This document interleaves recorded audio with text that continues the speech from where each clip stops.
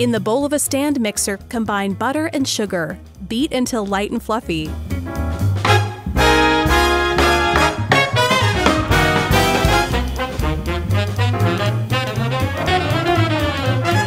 Beat in the vanilla and peppermint extracts. Add flour in 3 equal additions, beating well after each addition.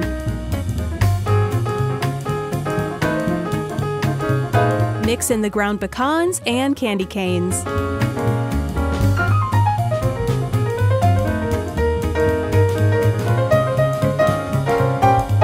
Scoop out cookie dough and roll into 1-inch balls. Set the balls on parchment-lined baking sheets.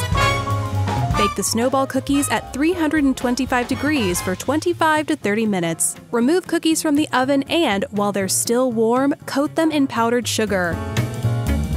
After they cool slightly, coat the snowballs with a second coat of powdered sugar. Drizzle the snowballs with the melted chocolate, decorating each snowball with a zigzag pattern. Sprinkle cookies with decorating dots while the chocolate is still warm to help the decorating dots stick to the cookie. Place cookies in the refrigerator for 10 minutes to set the chocolate.